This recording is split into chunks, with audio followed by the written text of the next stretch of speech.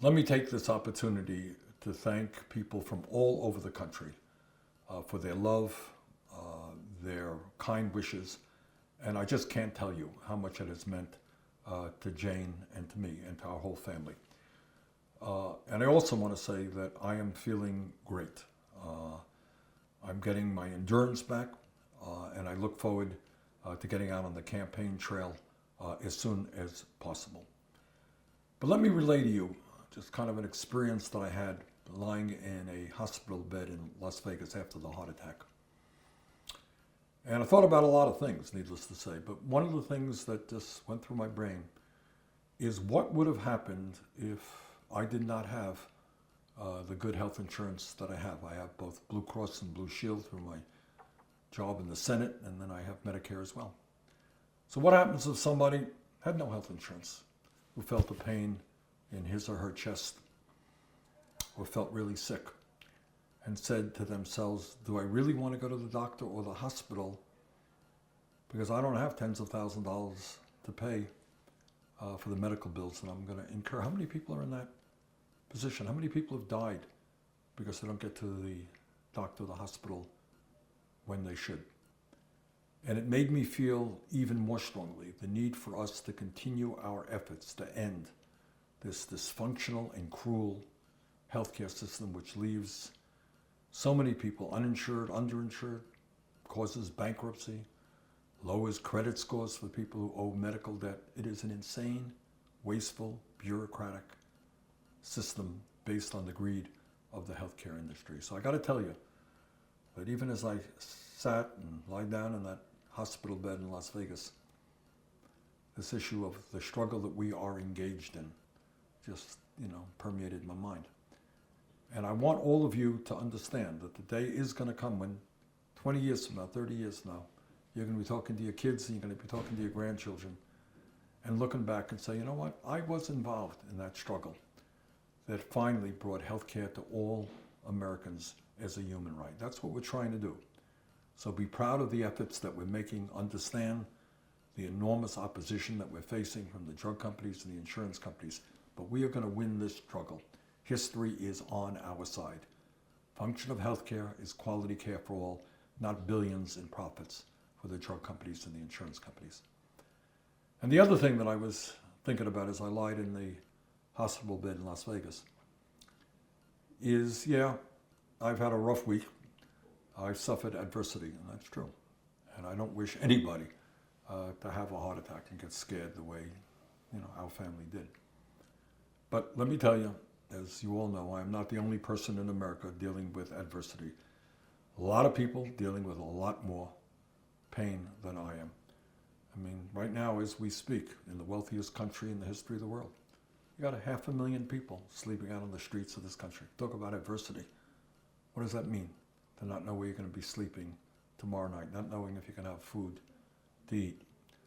Talk about adversity is the mother that I met in Iowa, makes $10 an hour, is raising 3 kids. How's that for adversity? Talk about adversity is the fact that so many of our people in this country work so hard and they're unable literally to pay their bills, and they're scared to death that if their car breaks down they can't get to work, worried if they're going to be able to pay their electric bills or their phone bill. That's adversity. And adversity is about young people in this country, bright young people who've done well in high school. They want to go to college. They want to get a decent education. They want to make it into the middle class. But you know what?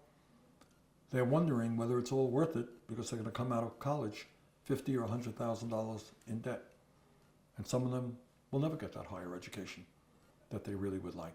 That's adversity, and that's why together we are going to make public colleges and universities tuition free. We're going to cancel all student debt.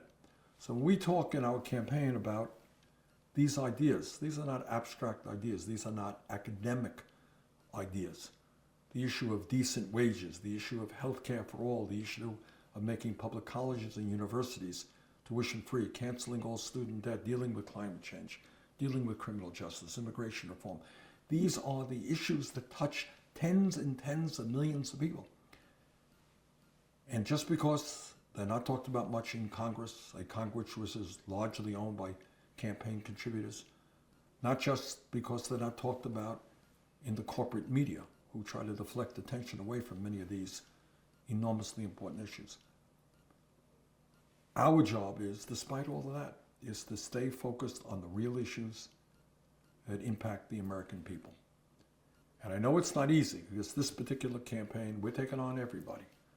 We're not only taking on Trump and the Republican establishment, we're not only taking on the Democratic establishment, not only taking on Wall Street and the insurance companies and the drug companies, fossil fuel industry, military industrial complex, prison industrial complex, the corporate media that so often refuses to deal with the real issues facing this country. That's what we're taking on. But at the end of the day, if you're going to look yourself in the mirror and you're going to say, look, I go around once, I have one life to live. What role do I want to play? And that role goes far deeper than just defeating Donald Trump. Of course, we have to do that. It speaks to the need to create the kind of country that we can become, where people are working hard to serve each other, to understand each other. That is the country we can become. We really can. But we have to have the courage to take on some enormously powerful special interests. So that is what the campaign is about. So let me just conclude by thanking you all very much for the support you have given me in this difficult moment. And just to reaffirm, I am feeling really good and getting stronger every day.